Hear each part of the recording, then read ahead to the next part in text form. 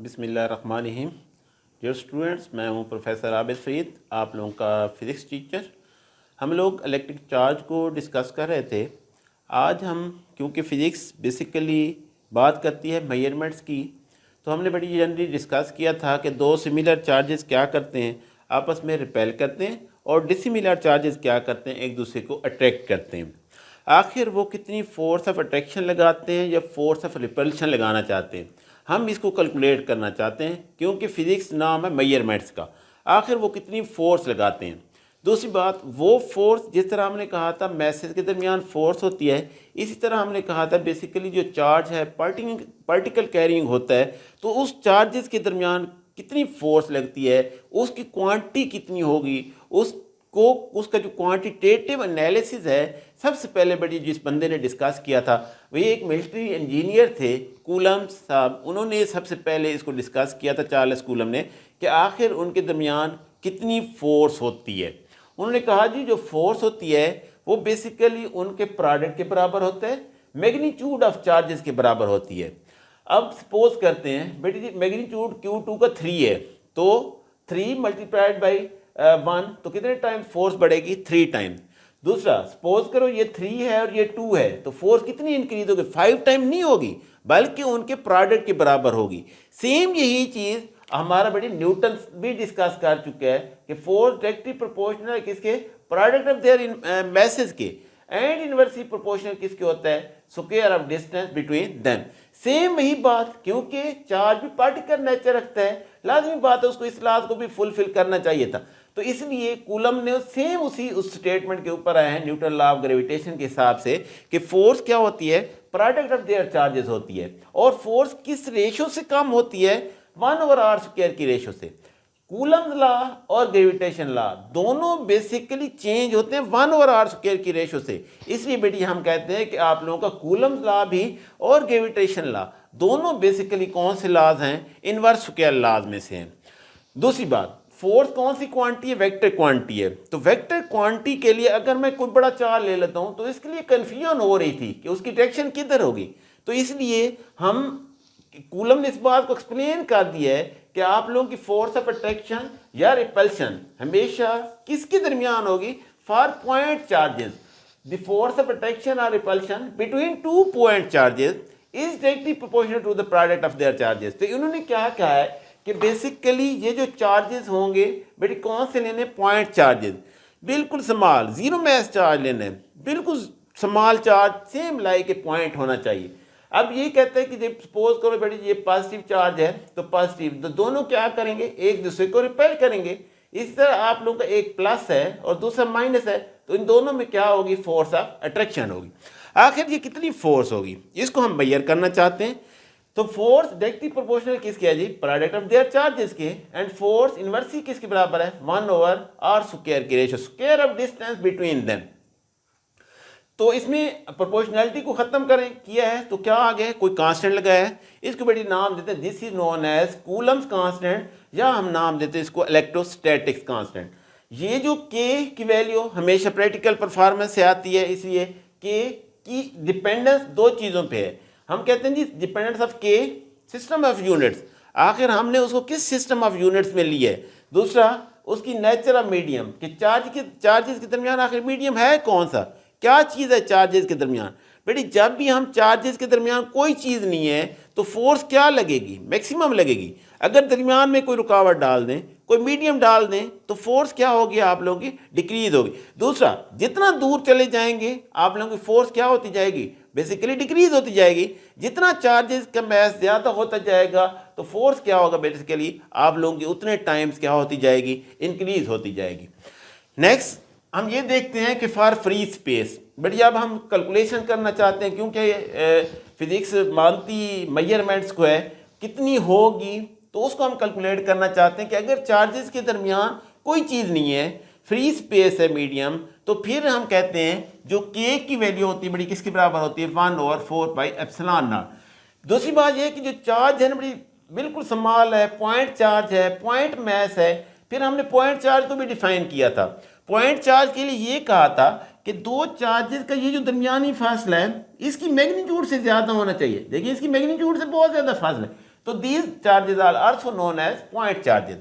तो इसकी value epsilon not की वैल्यू हमने लिखा है, एप्सिलॉन नॉट क्या है, परमिटिविटी या फ्री स्पेस है। इसकी वैल्यू होती कितनी है 8.85 10 की रेज़ पावर -12 सी का स्क्वायर न्यूटन की -1 मीटर की माइन। ये हम लोग कहाँ से लेंगे जी, प्रैक्टिकल परफॉर्मेंस से। अब के की वैल्यू यहाँ पे डालते हैं 1/4π4 3 दिस वन वैल्यू डालें तो के की वैल्यू आपके पास क्या आ जाएगी, which is equal to 9 multiplied by 10 की रेज़ पर क्या आ जाएगी जी 9। ये आपके पास ये न्यूटन मीटर की 2 और सी की क्या हो जाएगी बेसिकली -2। ये सवाल एमसीक्यूज में बेटी आता रहता है, इसकी यूनिट्स भी और इसकी यूनिट भी। इसको अभी कैलकुलेशन करके देख भी लेते हैं। यहाँ से बेटे इसकी यूनिट्स को चेक कर लेते हैं। अब देखिए के इज इक्वल टू किसके बराबर जी, एफ इज इक्वल टू, सबसे पहले मैं के निकालता हूँ, के Q1 Q2 ओवर आर का स्क्वायर जी।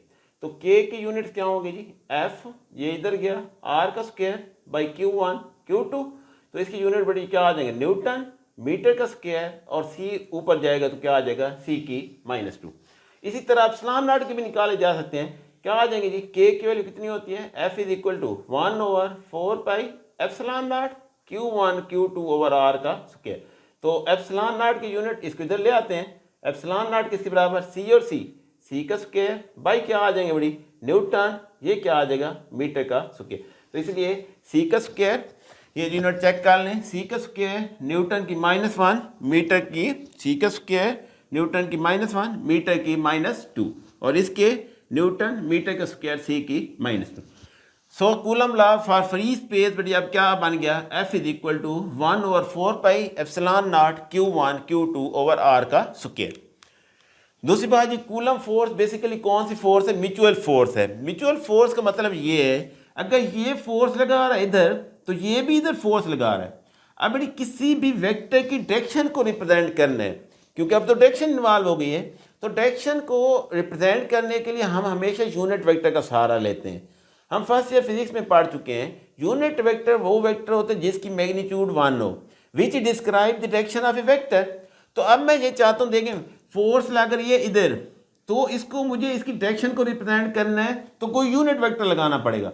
पोजीशन के लिए कौन सा यूनिट वेक्टर बेटी इस्तेमाल करते हैं, आर, और नॉर्मल सरफेस के लिए हमेशा कौन सा इस्तेमाल करते हैं, एन।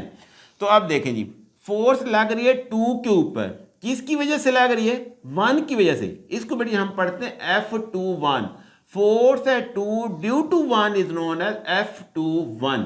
इस फोर्स की डायरेक्शन को कौन रिप्रेजेंट करेगा, यूनिट वेक्टर। कौन सा यूनिट वेक्टर बेटी हमने लगाया है, R21 यूनिट वेक्टर। फोर्स है 2 due to 1 is known as F21। इसी तरह Q2 भी तो इस पे लगा रहा है, इसलिए हम कहते हैं कि Coulombic force is mutual force. तो Q2 इस पे जो लगा रहा है बेटी इसको क्या पढ़ेंगे, force at 1 due to 2 is known as F12। और कौन सा यूनिट वेक्टर इस्तेमाल करेंगे, R12 यूनिट वेक्टर। अब ये F21 is equal to force at 2 due to 1 is equal to same उसी तरह free space 1/4π epsilon not Q1 Q2 over R का स्क्वायर R21 यूनिट वेक्टर। देखिए इसकी मैग्नीट्यूड कितनी होती है बड़ी, 1। मेरी इक्वेशन भी डिस्टर्ब नहीं हुई और इस डिटेक्शन को भी बता दिया है। इसी तरह F12 is equal to 1/4π epsilon not Q1 Q2 over R का square multiplied by R12 unit vector. ये भी बेटी हम पढ़ चुके हैं कि rightward taken as a positive, leftward taken as a negative, इसी तरह upward taken as a positive और downward taken as a negative. अब ये यूनिट वेक्टर इधर है, ये वाला इधर है, ये वाला taken as a positive, this one taken as a negative. तो R21 इज इक्वल टू कितना आ जाएगा, -R12 unit vector. Equal in magnitude but opposite in direction जी। F21 इसमें R21 की बड़ी मैं वैल्यू को आप पुट कर सकता हूँ -R12। F21 is equal to 1/4π epsilon not Q1 Q2 over R का square into -R12 unit vector.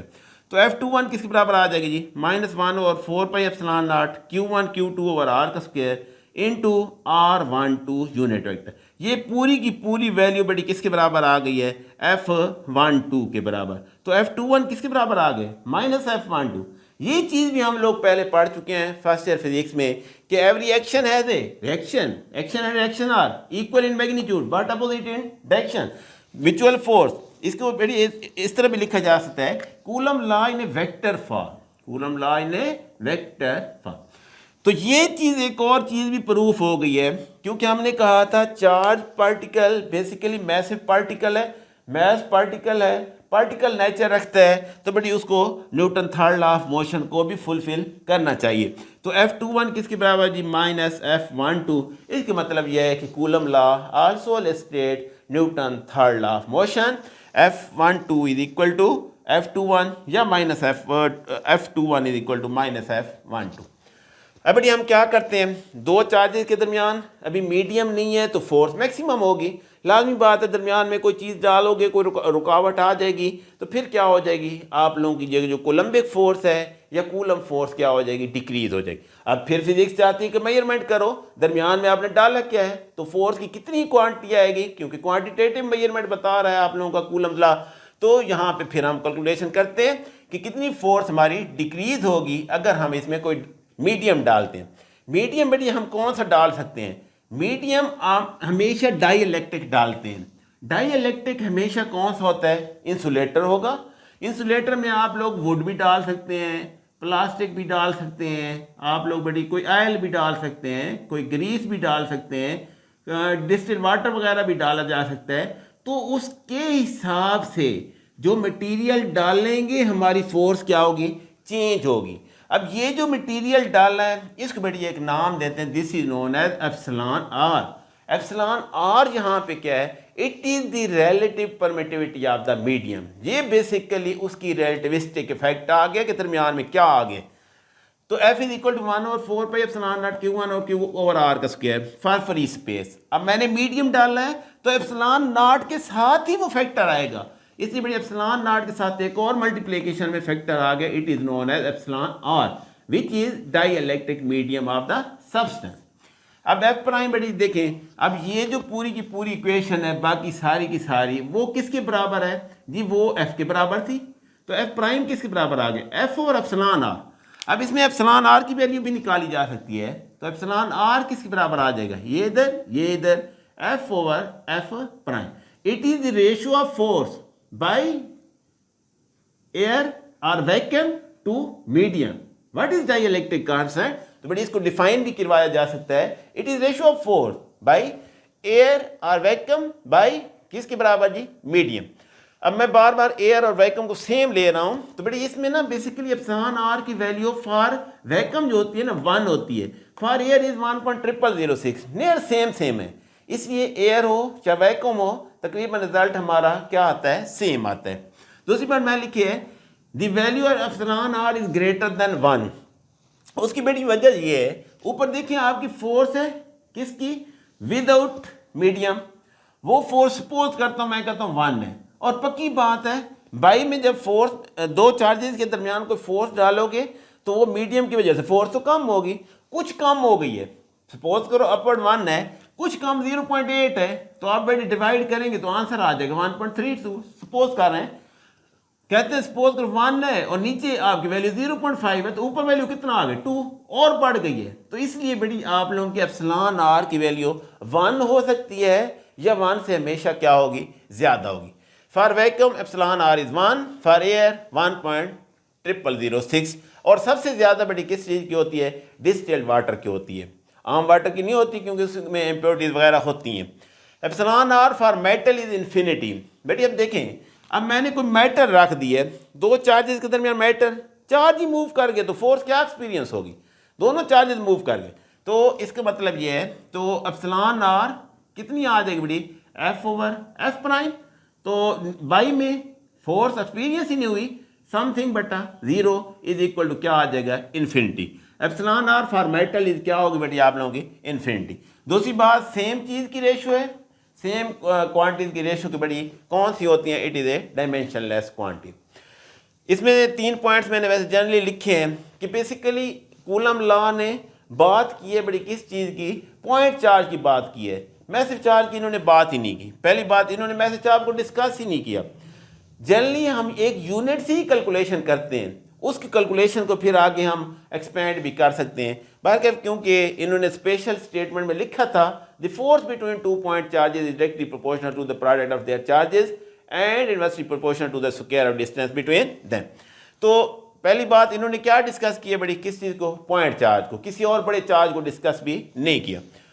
Does not discuss for arbitrary shape, यहाँ पे बड़ी ये है कि ये चार्ज होता है हमेशा बेसिकली स्फेरिकल नेचर रखता है, एक छोटी सी बॉल जिस तरह होती है उस तरह की नेचर रखता है। लेकिन इन्होंने एक्सप्लेन नहीं किया कि अगर आपकी शेप आर्बिट्रेरी है तो फिर क्या करेंगे, क्योंकि हम कैलकुलेशन करते कहाँ से, हमेशा चार्ज के सेंटर से ये फासला लेते हैं, यहाँ तक ये आर है, फिर तो हम कैलकुलेशन करते हैं। अगर शेप ही चेंज हो जाए फिर इसका आर कहाँ से लेंगे, तो ये पॉइंट भी बड़ी उन्होंने डिस्कस नहीं किया। तीसरा point, does not give force for moving charges, इन्होंने ये भी बड़ी एक्सप्लेन नहीं किया कि अगर कोई चार्जेस मूव कर रहे हैं तो फिर क्या होगा, क्योंकि उन्होंने बात की है सिर्फ इलेक्ट्रोस्टैटिक्स की। अगर चार्जेस रेस्ट में होंगे तो फिर तो हमारी ये कैलकुलेशन होगी, अगर चार्जेस मूव कर जाएंगे तो फिर क्या कैसे कैलकुलेशन करेंगे। उम्मीद है आप लोगों को समझ आ गई होगी। अल्लाह तबारक व तआला हम सब का हामी व नासिर हो।